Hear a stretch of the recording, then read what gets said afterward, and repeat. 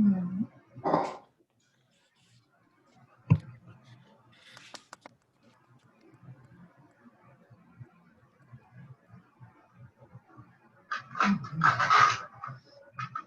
Hello? There. Testing, testing. Can you hear me, Laura? Yes, I can. Can you hear me? Yes, ma'am. How are you? I am fine. You been well? Yeah, lucky. Awesome. Same here. I mean, not thrilled with the notion that this is going on another 9 to 12 months. If you, I mean, or whatever the projection is. Yeah, I feel like I'm still stuck in March of 2020, and then I'm like looking at the calendar and go, wait a minute, we are end of 2020 almost. We're about a month and a half, 2 months away. And it's also, still... people are liking the ability to meet on Zoom. You know, it's difficult to administer, but people like it. But when the crisis is over, it's strictly illegal for Brown Act. I mean, in other words, it's not how you can't really run government meetings on Zoom, but for the emergency orders. And so I wonder if they aren't going to rethink that state law to allow some way to continue this without requiring what would normally be required, which is the meeting has to be held in a public venue that's ADA accessible, and at minimum the chair, somebody has to be in that same venue with all the strangers who might want to be there. And that will not be acceptable for me. Anyway, hi, John. Hey. Gotcha. So, John, I'm making you co-host. Okay, thanks. And hi, Audrey. I know you're here too. Somewhere.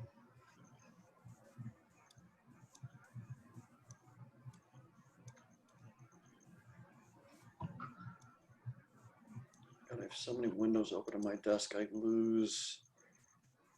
I'm debating whether I turn off the air conditioner so I can hear everybody better, but then die, or leave it on and have to continuously say, can you all speak up? But anyway, I'm checking my sound anyway, because I am at maximum sound. So I think we'll want to wait a few minutes. Is Chris coming from your office, Alex, or is it just you? Just myself. Okay. Yes, ma'am. Please, I don't need to be a ma'am.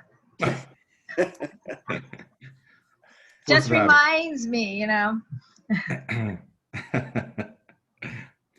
But you and I have known each other for quite some time, so that is correct. Yes, so. That is correct. Yes. You see, you had to stop yourself.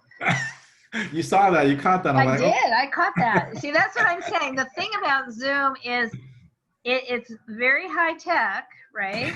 But it's also kind of high touch because we're up close and personal. I think I must have this on my end set at speaker view, and I could switch it to gallery view. It's a little less up close that way. Okay. And I guess I should sit up straight in my chair too.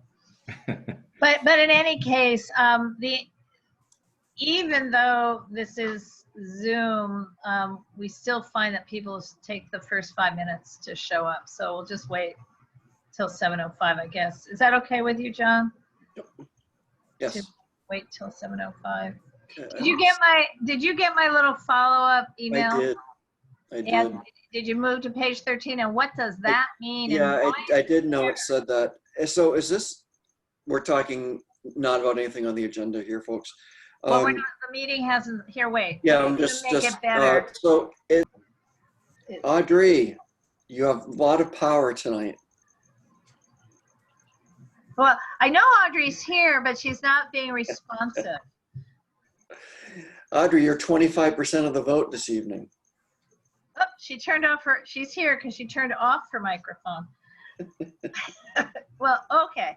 It is 7:04. I'm going to open this meeting, even though right now it's just us. I suspect some other people will come. maybe they will, and maybe they won't, and then we'll be done sooner. So I'd like to call the meeting to order, and my name is Laura Myers. I am the chair of the UNNC Planning and Zoning Committee, and John Arnold, raise your hand, is the co-chair. And we, since we're meeting via Zoom, it's a little bit different, but in some ways it's the same. We still follow the code of conduct, and we still have a situation where those present are members of the committee and for the evening, and may make motions, may vote, are full-fledged members of the committee. Our committee makes recommendations to the governing board. It is a standing committee, and under a legislative code, which is stated on the agenda, you know, we are a legislative body. We meet under the Brown Act, and we fully comply in that way. So what I'd like to do is share, well, what I'd like to do first, if you're new to Zoom, is remind everybody that you can take your cursor down to the bottom of the screen, and on the black screen, and you'll see the word participants. And if you click on that, you'll bring up our 4 names who are here now, and anybody else who comes. But that, by pulling it up, you also pull up a the ability to raise your hand, which is probably not pertinent if it stays a small, tiny meeting. But John and I are both looking for raised hands, so you will hear John saying to me at some point, so-and-so has their hands raised, so-and-so has their hand raised, because if I'm sharing the screen, I may not be able to see that. So, so we're going to tag team on that. So I am going to share the screen and pull up the agenda and move to the page 2. And here is the content of the agenda. I'm actually going to make this a little smaller so I can put it all on one screen. And what the first item is: call to order, welcome, introductions, and approval of the agenda. So I'd like to do, see if there is a motion to approve this agenda, which has several items, one of which is a case, one of which is a discussion about how the CPIO character residential districts and commercial sub-areas in our area are being administered, and the third is to review this committee's mission, policies, and goals. So is there a motion to approve the agenda? I move to approve the agenda as presented. Is there a second? Audrey? Second. Or Alex? Either way. I heard a second. Okay, good. Second. And so are we all in favor of approving this agenda? Yes. Yes. Yay, thank you. Okay, and so John, do you want to introduce yourself, and then Alex, and then Audrey?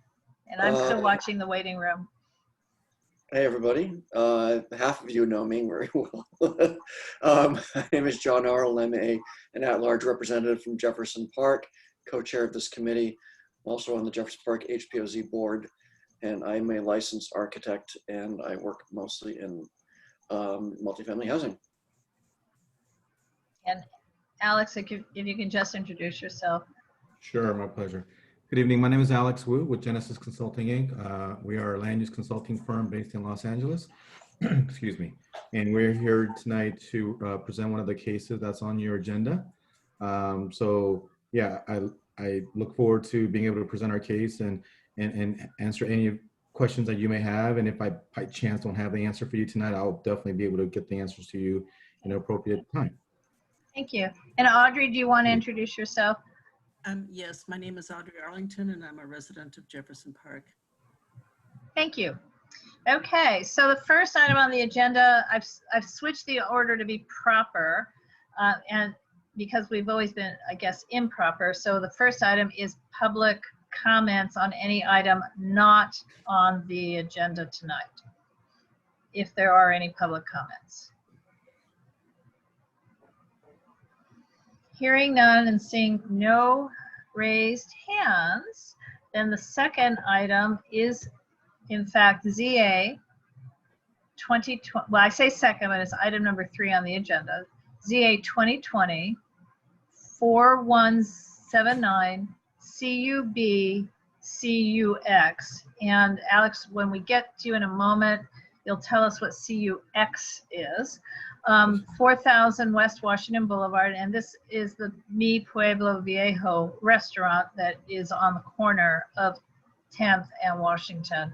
And this application is really to a continuation of an existing conditional use permit to continue to allow the sale and dispensing of a full line of alcoholic beverages for on-site consumption inside the restaurant that again exists.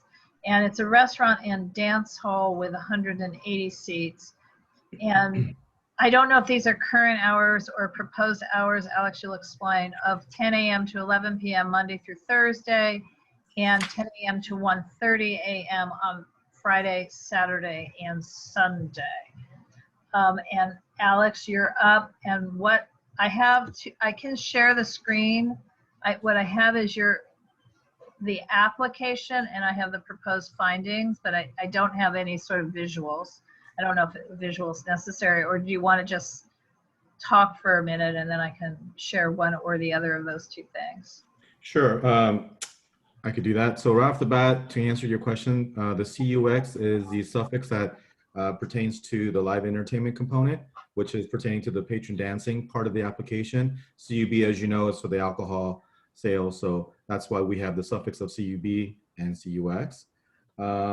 Yes, as Ms. Myers has stated, this is it's a request to continue the sale of alcoholic beverages along with the patron dancing of the use for the restaurant.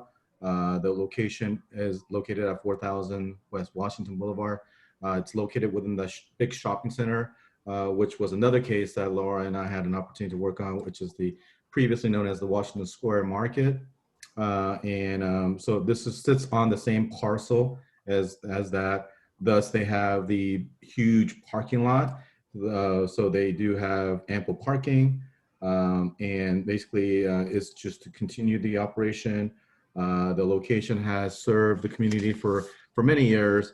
And the applicant at this point has acquired the business back in 2017. And we've been operating since then. But obviously, for the past 7 months, they've been closed due to Corona. But and that's why I don't have any current photos or exhibits of the interior, because obviously we have not been able to enter the site, and we ourselves, our firm is actually working remotely as we speak as well. So, and that's the reason why I kind of prefaced our meeting with, if by chance there's anything that we don't have right this minute, then we will be able to get around to getting that to you. So, yeah, so I think that if that kind of sets the table for the request, and if there's any questions or anything that I may be able to answer or entertain at this time. Okay, so Donna's here. So let me welcome her.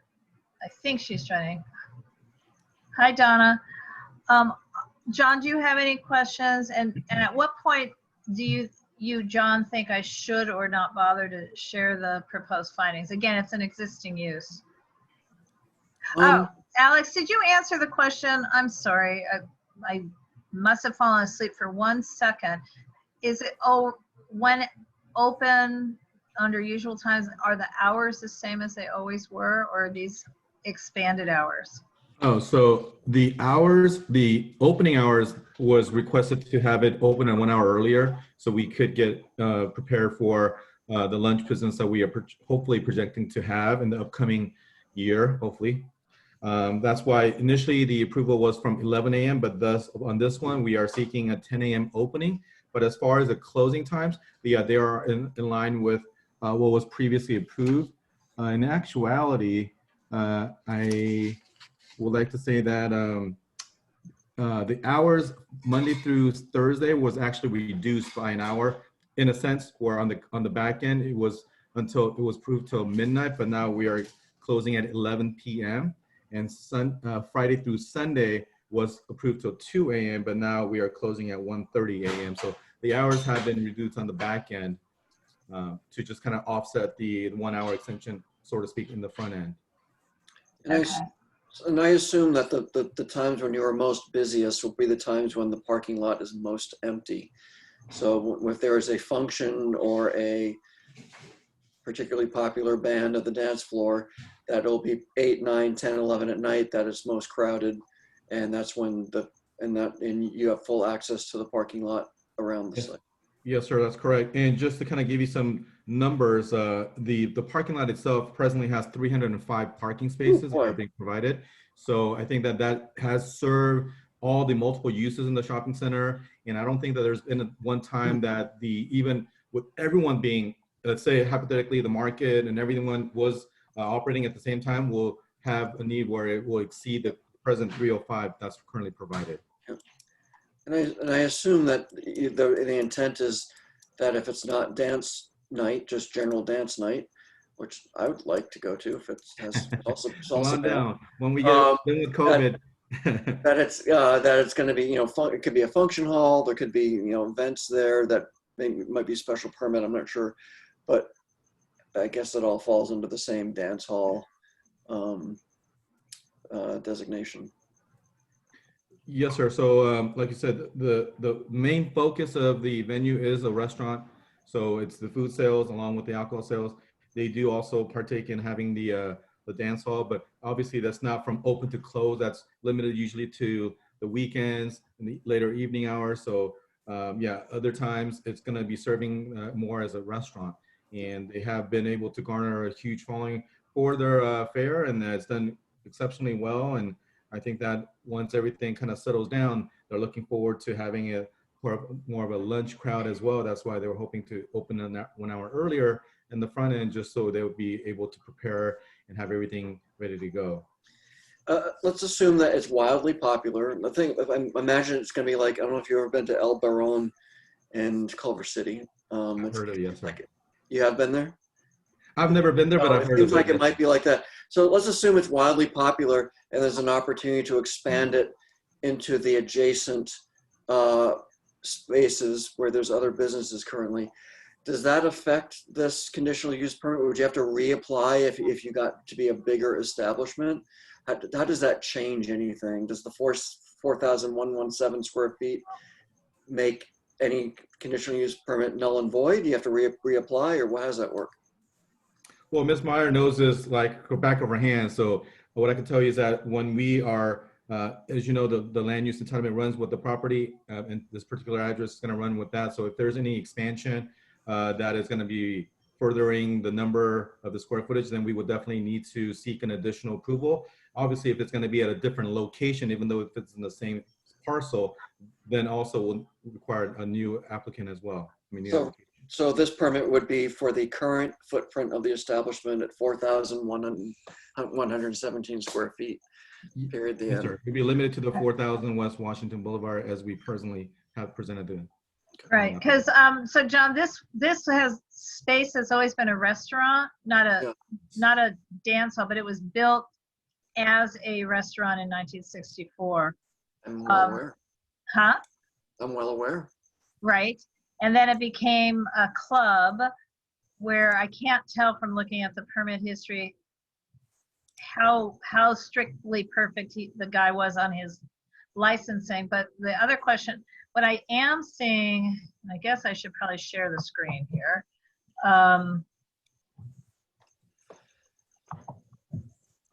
What I'm seeing is, go up a little, there's previous cases. So I see really very recently, Alex, I mean, less than 2 years ago, a CUB approved, but I see the dance hall approval where I see a CUX was 19 years ago, right? So I don't even know what operator was there 19 years ago, because I've been here this whole time, but I actually don't remember a dance hall there, just honestly.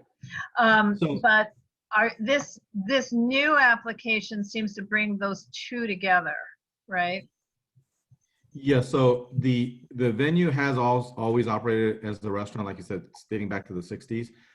It's very limited in functionality as far as a dance hall. It's more of a restaurant, but every so often, like I said, in the evening hours, if there happens to be a special event, if there happens to be a special group that wants to be able to perform, then we kind of open it up because people do tend to get a little lively when we have musicians come in. So be able to accommodate that. That's the reason why we are wanting to continue the dance hall permit that was approved back in 2001.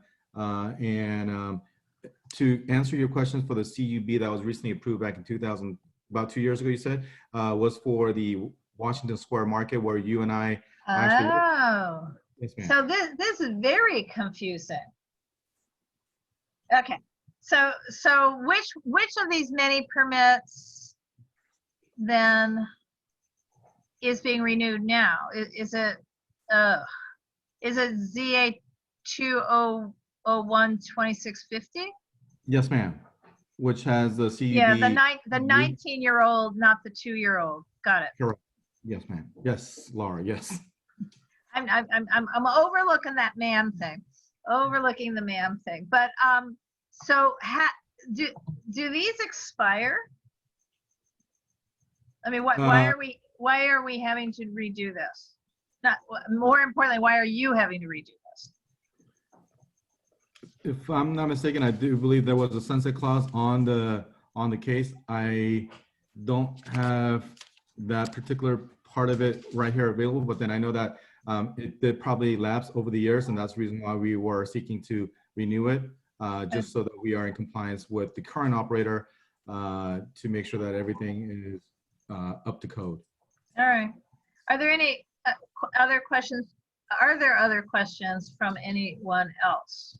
So, sorry, I got one more question. To the Sure. applicant's knowledge, since 2019, when when the dancing was permitted, any issues, any problems, is there a history of anything that went awry here, or is this can we be somewhat reasonably assured that it would be just a redo of what was there in 2001 and all will be well and good? Yes, sir. From our standpoint, we are not aware of any issues. We are not aware of any complaints. We definitely have not had any issue with the ABC or LAPD. Ms. Myers could attest to that, hopefully, because she knows the area very well. And like I said, we worked on the other project on Washington Square Market, which is in the same parcel. So this is just for them to be able to have a current updated CUP. And like I said, the use is basically in line with what was previously approved. There's no deviation, there's no intensification. So that's the reason why we're seeking your approval or your support in the approval of the CUP. Great. Yes, sir. All right. So Donna or Audrey, do you have any questions? I'm in the shared screen mode, so I can't see raised hands. No, I'm fine. I don't have questions. It's Donna. Okay. Yeah, I'm good. Yep. Okay. I'm sorry, Laura, I wasn't paying attention to my participants. I have no idea. Yeah, I'm just saying, I realize that when I do the shared screen, it's not that it's impossible totally to see raised hands, but they kind of are off on the side, and sometimes it flashes a message in front of me and sometimes it doesn't. With 5 people, it probably, I probably would have seen the raised hands. So I think if there, though, are no additional questions, we probably just need a motion about this. And I do want to ask Alex one other question.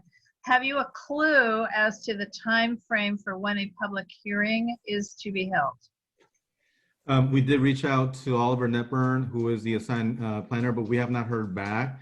My guesstimate would be sometime early next year, because I just recently got a case that I submitted about a month or 2 prior to this case, scheduled for a December 1st hearing date. Okay, and is Oliver in expediting?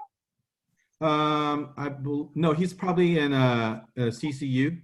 I mean, the BEST program. Uh-huh. So you think if we don't have room, I mean, we haven't even done a motion yet, but if we don't have room on the November Okay, I'm looking at the calendar. UNNC meets the first Thursday of each month.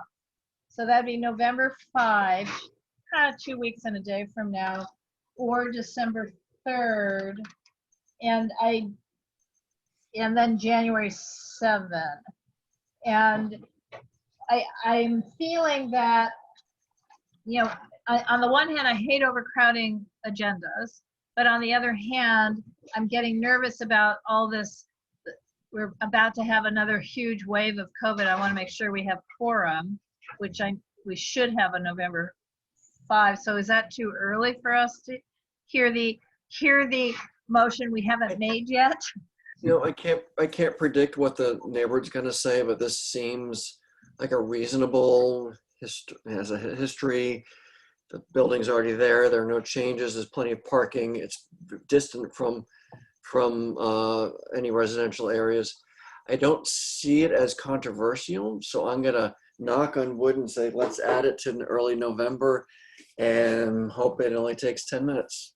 Okay, so I therefore really do need a motion, and ideally that motion would be in the chat that I can write. So I think if Audrey or Donna would like to make a motion, if you support or not support this, whatever you want to do, I'd appreciate that. I think that'd be. I support it, and the motion would be that this restaurant plan as given should be allowed to go forward to the governing board, if I'm correct. So I would say, but translate, so the Planning and Zoning Committee, just to paraphrase, recommends that the governing board support this application. Okay. Is that a reasonable paraphrase? Here, hang on. That's my motion. Okay.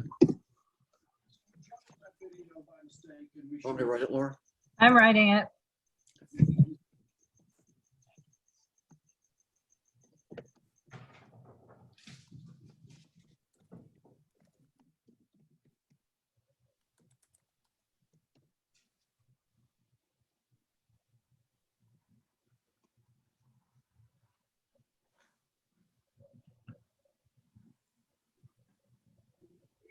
Okay, the only thing is I'm not looking at it right now. It's me, Pueblo, what? Sorry. Pueblo, VIEJO. Okay. So Donna moves, who seconds? I'll second. So is that the motion? That's the motion. So, yeah, so. I know I should have a case number in there. Yep, that's it. But that's the motion. Okay, so any further discussion, or shall we just vote? Let's do it. I'm calling the question, but since there's so few of us, I think I'll call it by roll. Donna? Yes. Audrey?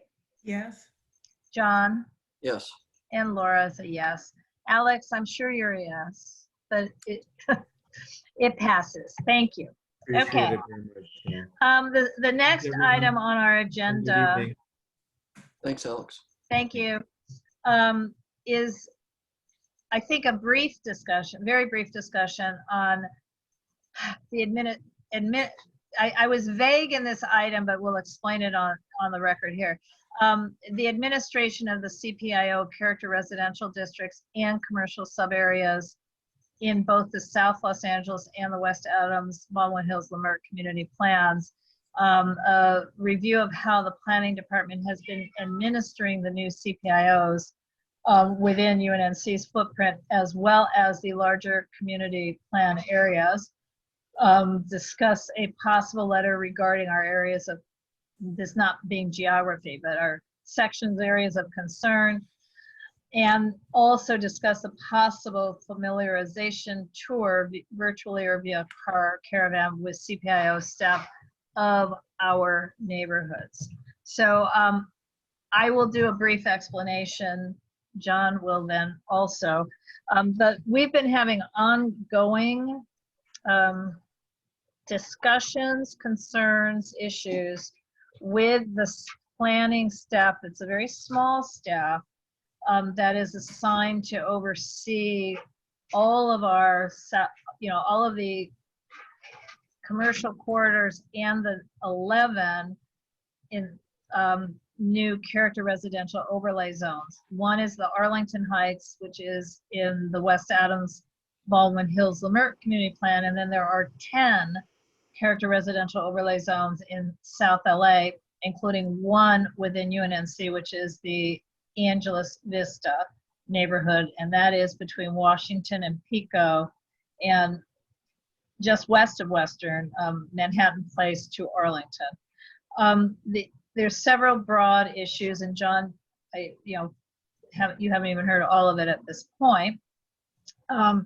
One of the broad issues is that when UNNC went to the Planning Commission back in June of 2017 to discuss the whole community plan update, but that included this, we basically wrote a very strong letter and were given a lot of time to discuss that the planning staff had, was saying that these character residential overlay zones were like HPOZs, except that they would not have preservation plans. They would use the Secretary of Interior standards, and there would not be a board that staff would administer them. And they were talking about using Survey LA, but we already knew that, we meaning UNNC, and we had many meetings to discuss it before we went to Planning Commission.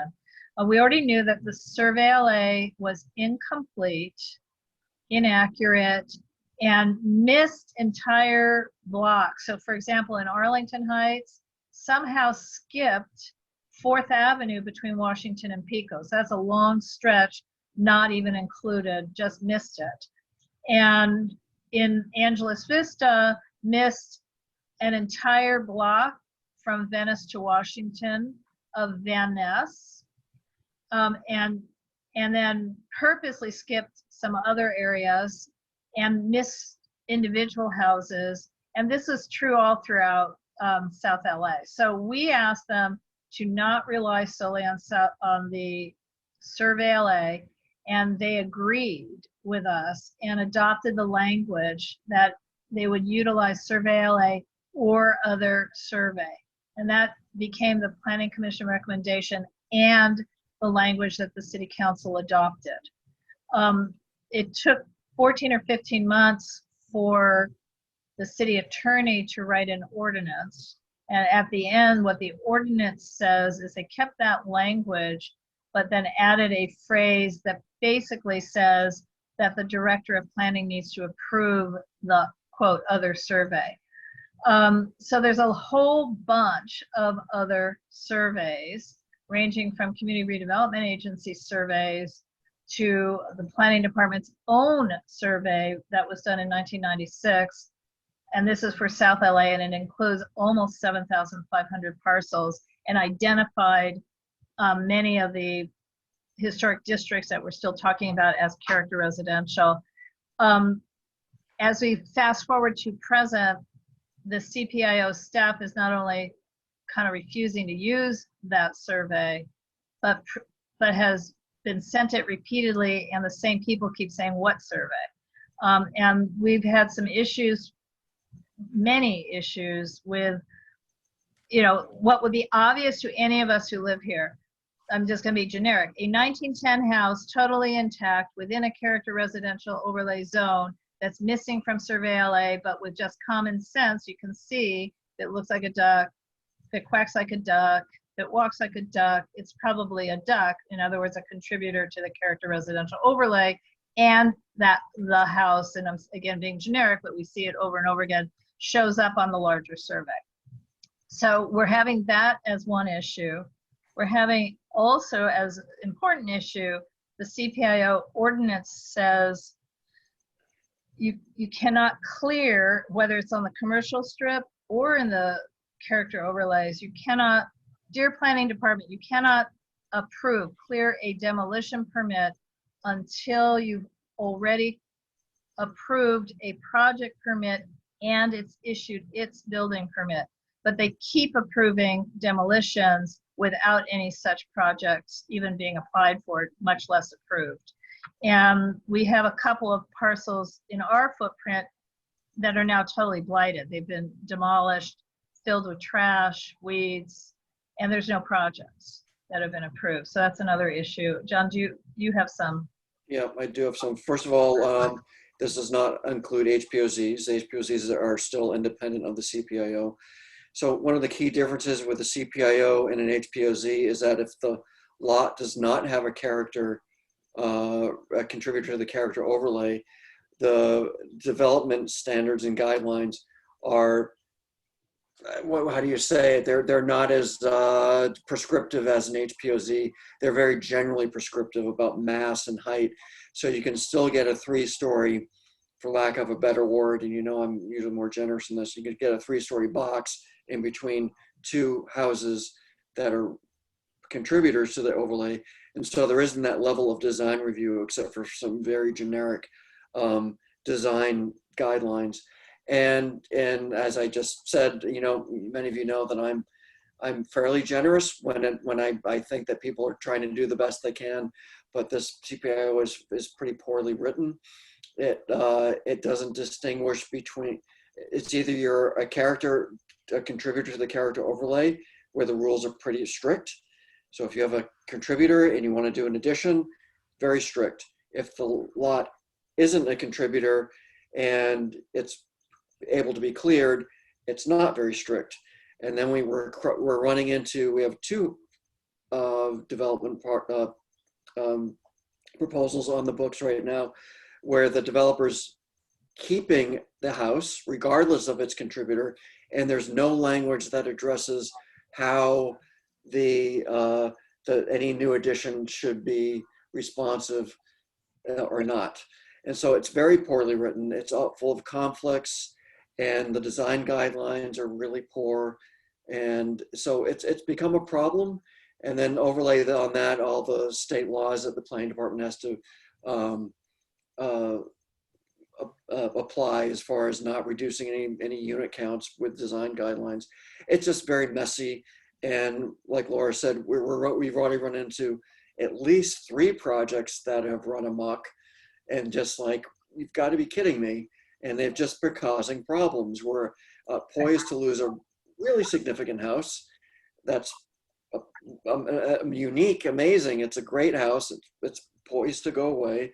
We almost lost 2 houses, but the developer's being very agreeable to work with it, but then the guidelines are weird. So it's an odd thing. And I know that Audrey, you need to leave and your hand is raised. Audrey's hand is raised. Yeah, that's what I'm saying. Audrey needs to leave and her hand is raised. I will, I just unmuted you, I think. If you have to unmute yourself, maybe? I think she does. There you are. I just had a question, Laura, about the first one of these 2 issues.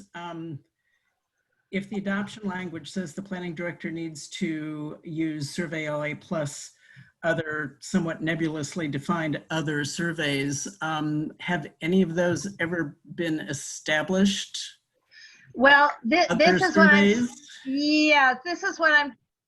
my frustration. So they seem to be using in a nearby neighborhood the Community Redevelopment Agency survey from 2000, well, from not terribly long ago. They seem to be using that without a problem, but not using the National Register eligible findings from also the Community Redevelopment Agency from another nearby neighborhood. I mean, they're picking and choosing, and they're so far being reluctant to use their own survey. Again, I have to say, so in 1996, all of South LA was surveyed by what is now the Jones and Stokes ICA firm, a multinational corporation. but it's the same local manager, Richard Starzak, did the survey for the planning department. It is their own survey, and they don't want to use that. Or maybe Why is they do. that? Well, it's 1996, but the point is that it's up to date, because until the last 2-3 years, there was not, as you know, you've been here this whole time, there was not a lot of demolition. I mean, I don't know if it's up to date farther south in South LA, but we went out, we meaning some of us who are historic consultants, walking the neighborhood in Angeles Vista and started updating that, and there wasn't much to update. But then that becomes the next issue. As you, Audrey, know, there's money set aside that have been raised over the years just for this purpose and being held by, the West Adams Heritage. Ken Bernstein basically said the community cannot do the survey. They must hire one of the only 6 firms that are on the approved list by the city. So this was back in And hold on. Are you telling me that they basically have said that they're not going to accept the 1996 survey because they feel it's out of date? No, they're saying they're not really saying that, because they can't really say that because it's actually a planning department survey, and the reason I have it is the planning department provided it to me. What they are saying is that if the community attempts to do its own update, be it to Survey LA as a base, to this other one as a base, to anything, right? They won't accept that they have to use, there's 6 firms and only 6 firms that they would accept to do a new survey. But they are accepting structures that were included in the 1996 survey? I'm just trying to They're not looking at here. it. They're not accepting it. They aren't accepting it. They're doing nothing with it. But you haven't let me get to the, I'm sorry, end of the sentence. That they're saying only one of the 6 firms, Historic Resources Group, Architectural Resource Group, there's 6 firms on some list that was never made public, meaning a 7th and 8th firm can't apply to be on it so far. And those 6 firms all turned down the job. I mean, it might have been 20,000 or 50,000, doesn't matter. They all turned down the job at the time. Today, they might say yes. They might be desperate for work. So it became a catch-22, and the Office of Historic Resources also wasn't going to fund it. And it's sort of like, well, where do we go from here? Because at this point, this is some years later, Survey LA itself is way out of I mean, it's outdated. So where we've kind of moved to, and this is where I would like UNNC maybe to be able to write a letter. UNNC has not voted to write a letter that says, look at this darn survey and use it as a basis for a contemporary evaluation on a case by case, house by house, building by building basis. That's the most logical thing to do at a time when nobody has a spare 50,000 lying around for just one of these 11 character residential overlay zones, right? I mean, I would hesitate when we're trying to find money for so many important things, such as feeding people who are food insecure, right? To say, your audio is cutting out. Oh, I'm sorry. I want to add an anecdote, Audrey. Well, we have a hand raised too after John. Yeah, and I just want to my answer to Audrey. I had a few mind-bending conversations with the planning department regarding parcels that we've been working with the developer on that were left off. But as Laura said, they were definitely ducks. I mean, you look at them and saying, "You've got to be kidding me." And as it became, and they were not included in the 96 survey? Well, I'm sure they were. They're not in the survey. And I'm sure they were, because they were entirely ducks. They were fully intact, everything about them. And there's, even as the problem escalated, they had no mechanism to accept them as contributors to the character overlay. They could not do it. They kept saying, we can't, variations are, we aren't allowed. We can't use those surveys. We can't do a new survey. We can't just say, yeah, it's a duck. We can see it's a duck.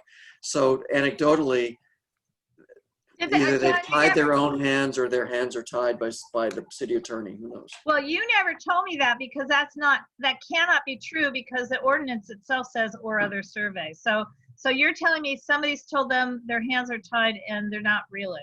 Because they could not be helpful. They could not. They said we can't. That means that they saw no other option of no other survey, and they kept going back to Survey LA. So, or a new survey. And so they basically are being non-responsive to the question of why aren't you using your own 1996 survey? Is that the situation? Because I'm still unclear about that. Yeah, well, I'm trying to be very nice. It's just us. I know, but it's us being recorded in a public meeting. I know. There is a person who has received this survey 3 times who says she doesn't know what we're talking about. And I don't really know quite what to do with that, if you understand my point. Which is why I would love UNNC to be able to write a letter.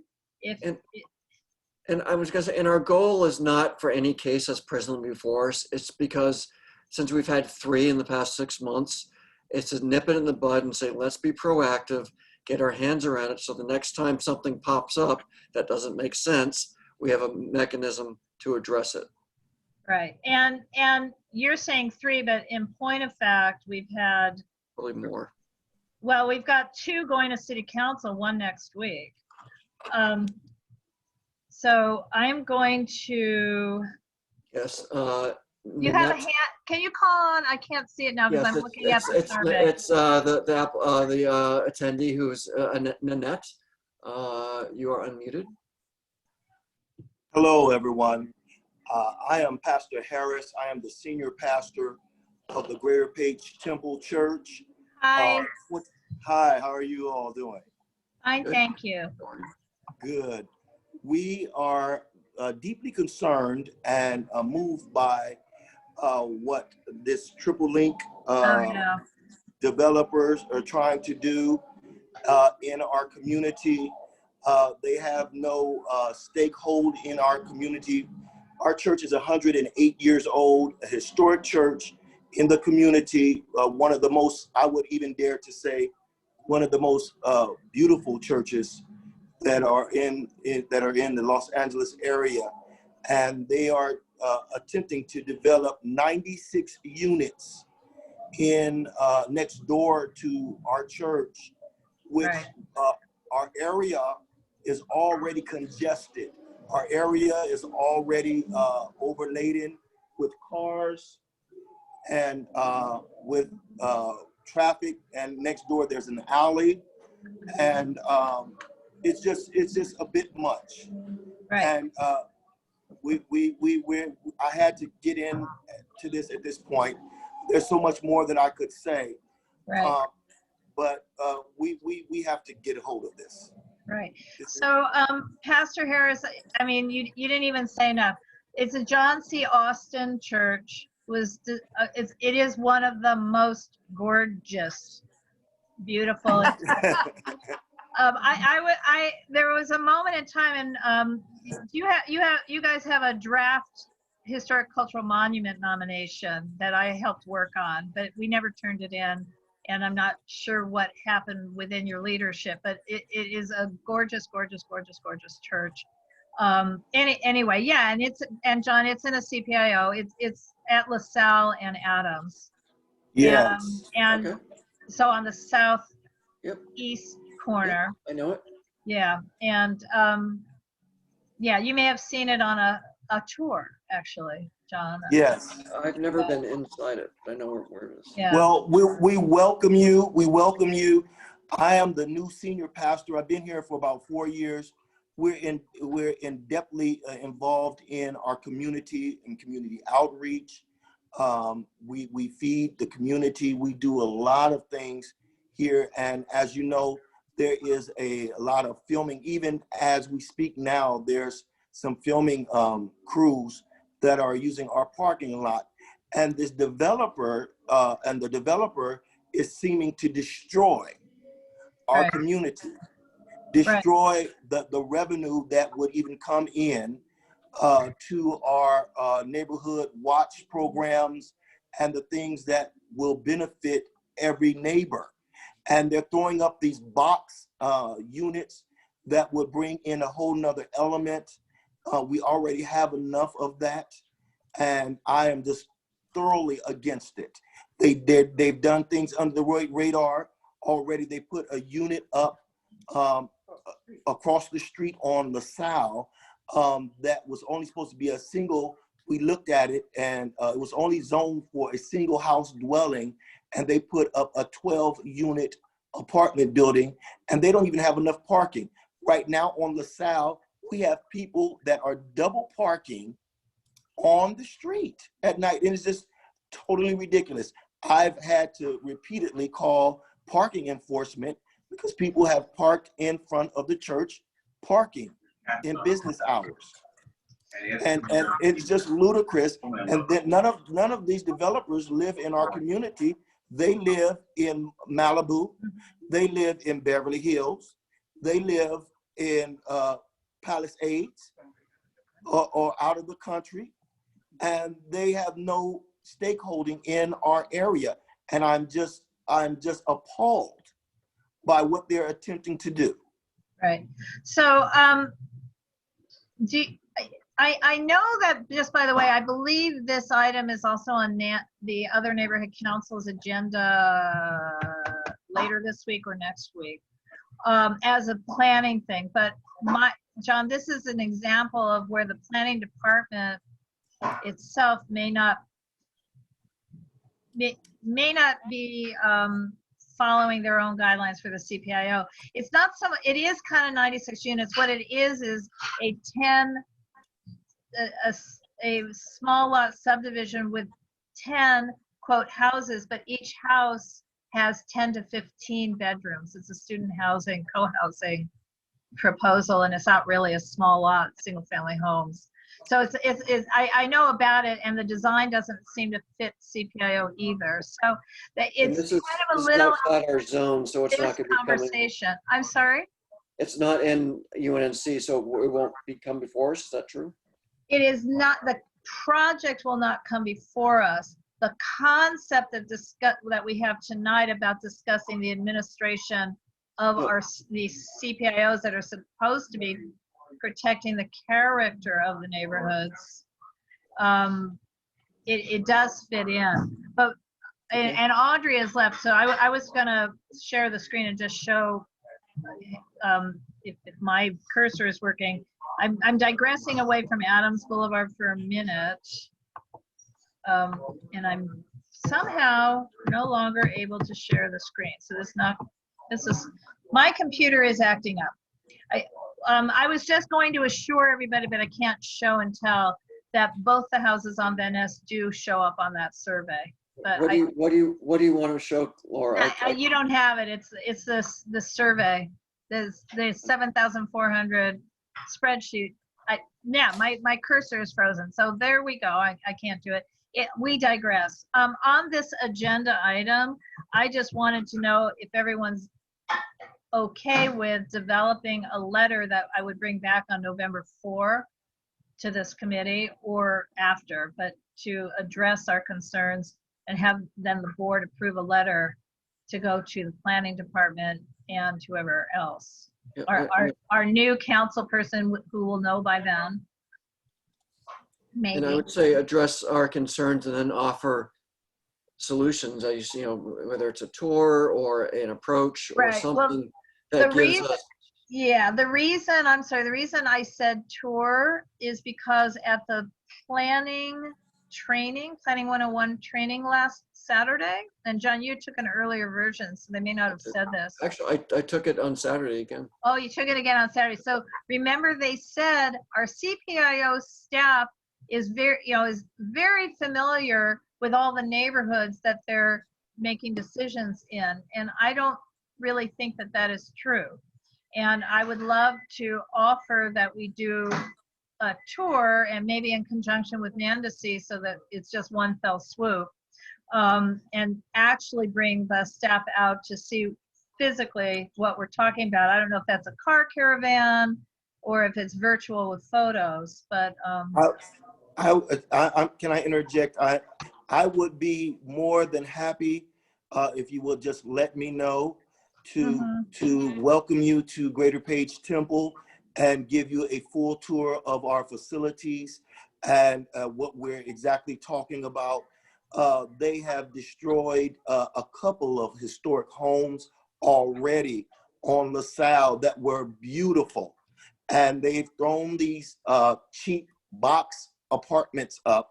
right. And it's just literally chewing or decaying like termites in our community. And will be no more a historic area that a lot of the film industry uses anymore, because we're surrounded with apartment box living that has just totally destroyed our community. So I'm gonna make a motion to. Yeah. So John, I'm telling you, my cursor and keyboard is frozen. Okay, so I'll type it as I said. Thank you. So move to recommend that the UNNC governing board write a. Well, let me interrupt. I Sure. think we have to prepare the letter. So I think the motion is more simple than that, Okay. which would be a little motion telling me to draft a letter for our next planning and zoning committee. Oh, And, so we and don't then, have to and go then to the we, and then governing we board. approve the letter Got and take it to governing board. Got it. Move to have the planning and zoning committee Draft a letter. draft a letter outlining concerns regarding inconsistencies and issues in the new South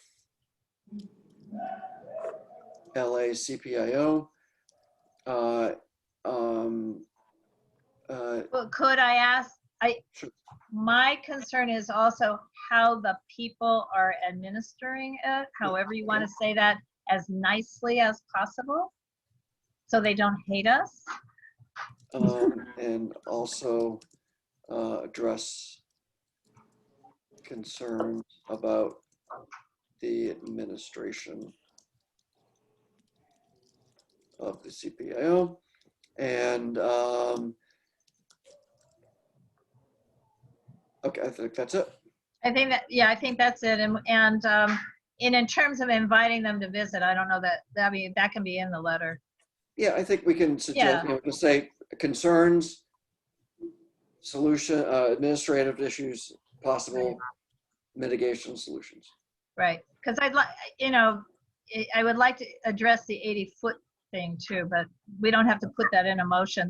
So in other words, this would be, you're moving, and I'll second to draft a letter, and yeah, I'm good. Okay. And Donna, thoughts, if you have any? I have to go out and bang a pot in a minute, but I totally support what you're doing. Thank you. And whatever I can do to help, I'd really love to save the church and the area as much as we can. Right. And by the way, another interesting little piece of history on that church is that Martin Luther King gave his first speech in LA in that church. Well, I have a copy. I mean, it's a speech he gave multiple times. I'm going to close a door, excuse me. as soon as Laura comes back, I'm going to move to call the questions. So Donna, you can leave and vote and leave. Okay, hi. Okay, I say we call the questions. So, All right, so I vote Donna yes. can go bang her pots. I vote yes. Okay, thank you. Time for me to go out and bang the pot. Yeah, in support of our essential workers, I know what she's doing. Oh, it is. Okay. It's 8 o'clock. She's got to go. All right. So I vote yes. Yes. And Nanette, you are a official voter tonight if you want to vote. she's Oh, muted. you're on mute. Oh, I didn't unmute you. Yeah, and I can't do it. Yeah, hand. I just unmuted. Well, she's still there. She is. There. Hi, Nanette. Hi. Thanks. I'm sitting in for Pastor David. Right.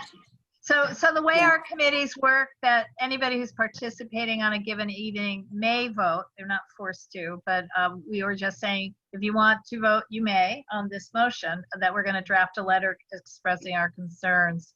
And you are clearly a stakeholder in this process. I agree. Yes. Okay. Thank you. Thank you. Okay, motion passes.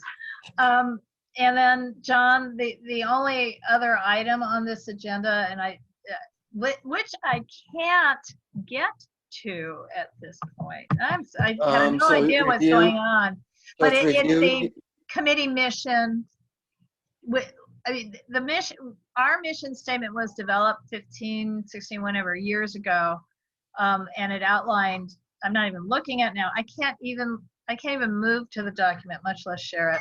Do you want me to read what it says? Yes, please. So item number 5 is review UNNC Planning and Zoning Committee's mission, policies, and goals, and discuss possible update. Our mission currently deals with land use issues, community plan updates, interface with developers and community regarding new development, processing land use cases, recommendations to the UNNC Governing Board, deal with historic preservation issues, and ongoing training of governing board members and stakeholders, and land use education, such as our Planning 101 program. Right. And I That's think about everything- that's about everything we typed do. that mouthful, I think I definitely forgot to add deal with citywide policies. I think if you don't see citywide land use policies and don't. land use and housing policies, then I simply forgot to do that. So we are not on a time crunch. The committees, plural, mission statements, policies, and goals statements are going to be approved at earliest at the December board meeting. The main reason I wanted to put this on our agenda is to see if it still stands well, although I missed that one piece, and B, because I'm basically, as I'm administering all those other committees, demanding that they put it on their agenda. So I felt that we can't not put it on ours. So yes, so that would be good. So, but the question is there anything else that we've never had that we ought to have? Or anything on this that we should eliminate? And I think the answer is no, but I just wanted to bring it up. I mean, we are participants in the HPOZs, but that's historic preservation issues. We support sub areas and their goals. I can say what things we shouldn't get into maybe is traffic policy. Yeah, but sadly, right. I did forget to put oil drilling, but I mean, I don't know if we have to list all the different kinds of things that we actually deal with depending on the year. That's a land use issue. I know that. So I think yeah. I'm very sad that I have no ability to go from document to document on my own computer at this point. I don't know why. Wait a minute. I just got it back. I got it back. So in the standing rules, it's the current standing rules that I pulled up off the website. It doesn't pick up the actual mission statement and everything that had been approved many years ago. So in that sense, I'm going to put it back. We need to rewrite it, but I can do that again for the next meeting and just approve it if all this list of things is the right list. is what I'm getting at. You know, I mean, in other words, in the standing rules, it says deal with land use issues, interface with developers and the community regarding new development, historic preservation issues, until somebody who's qualified and interested could chair a historic preservation committee. So that's the weirdest thing I've ever seen, because that's not what was that's not the complete thing that was approved at any time, and I've seen it in other versions. So you know, I think the one we have but drafted in a mission statement and goals kind of manner would be the way to do it. Go ahead. I know I just said it somewhat facetiously, and I'm not sure what the future holds for things that don't fall into any of those categories. And I'm going to just put it out there that traffic control is not a land use issue. Although And we've been doing it. I know, but I would say we need to be careful, because it's not what I know. It's not what I mean. I know not to say that both of us need to know. When you say traffic control, what do you mean? Whether or not to take a right-hand turn from Arlington onto 24th or 25th Street. Oh, yeah, that kind of traffic control. But the other, but when we talk about projects and ask them to do some mitigations, Yeah, that is a part. So like the that's traffic light. That's hooked to that's a condition or a development agreement or a condition. Yeah, it depends if it's a mitigation or not. Yes. I guess I just don't want us to be a catch-all for a way to make a recommendation to the UNNC governing board for just anything that doesn't really have a home. And we should just be careful of that, because it's, and I don't know how to say it. I don't want to add a negative, but we shall not be doing this. No, and I think we can't do that either. Yeah. But I do think,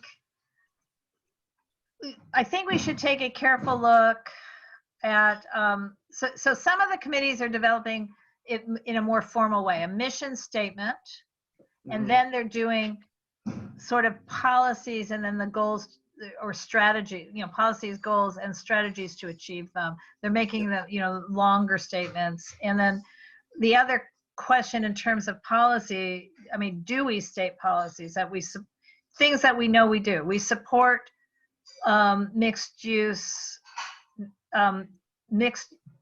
developments on our corridors that enliven, you know, help revitalize the commercial, enliven the street, provide housing of all income types. I mean, all the things we've actually voted on over the years. Do we incorporate that in some larger statement to be approved by the board, or do we just stick to the little thing for a committee? I think that would certainly be in our purview to policy. We don't know what the future brings, but I think policies and approaches to the NC's policies and approaches to general land use and urban design. Right. Well, we've adopted so many things over time. I mean, in other words, the Washington Boulevard proposed specific plan, and then its guidelines subsequently adopted to recommend for all of our commercial corridors as a recommendation to developers. You know, I mean, there's just so many things. So again, there's not a strong timeline on this, but it was more of an ethical timeline if we're asking all the other committees to do it, even though we did ours years ago. You know, why are we not, you know, doing it? So you and I are the only people left, by the way, because Donna appears to be here, but she's not. Yeah, I think Nanette might still be here. Just turn her video off, which is fine. So, Laura, do you have a capability of saving the chat? I do. Okay. Well, first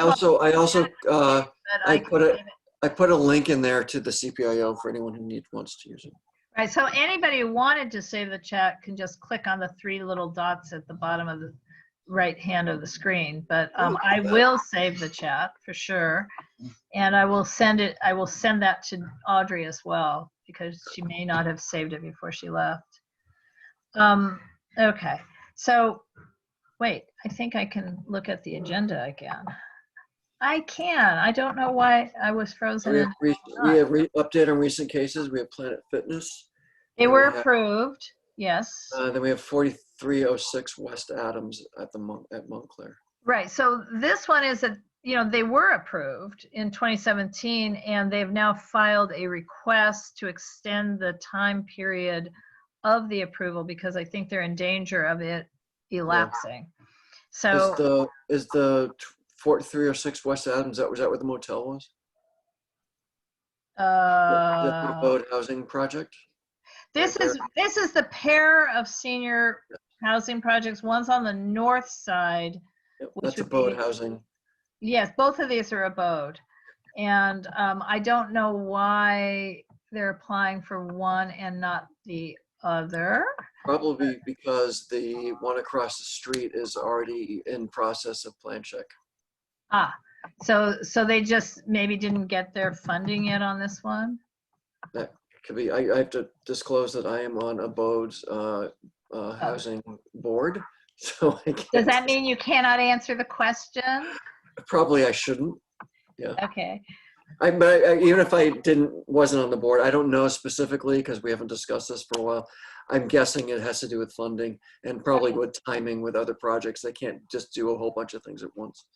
I guess, not knowledge. Yeah, right. So that was the update anyway, that they're yeah. So my cursor's unfrozen to be able to look at documents, but oddly enough frozen to look at ZMIS. So I don't know what's going on. This computer is kind of going per quackity here. So anyway, so the only other thing, and I think now really we're the only two people here, is any other follow-up to cases. And I think probably not, because we chat all the time. We do our own follow-up. Okay, let's kill it. Let's kill the yes, it's early. So I'm going to save the chat, even though it would have saved anyway automatically. And let's say goodbye. And nice to see you twice today. Oh, wait, don't go yet. They're having a virtual groundbreaking for the Lasalle Monument Project at. No way. Yes. No way. And so Billy that finally got done.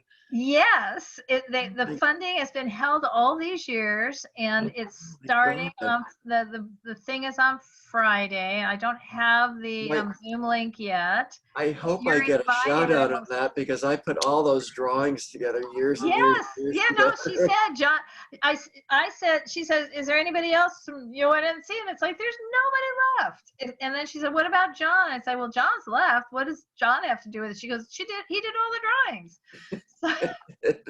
So you're invited, but they haven't sent me the Zoom link yet. So, okay. and I think it's at 1 o'clock on Friday, and the council member will be there, but there's no there. That's exciting. It is exciting. I mean, it's just. Who ushered that home? Because it was midstream when I left, when I said I don't have time. Well, I guess Billy primarily, and Liz Fuller, and the council office. I mean, they managed, and Conservation Corps has been holding the money all this time. Great. Because it's UNNC money and other money, right? Yep. There's a whole swath of stuff. Great. Well, that's exciting. I'm glad to know that. So. Right. So when I actually get the real deal Zoom invitation, I'll forward it to you. Sounds good. Okay. Yeah, So then now we're really gone. Okay. Bye. Bye.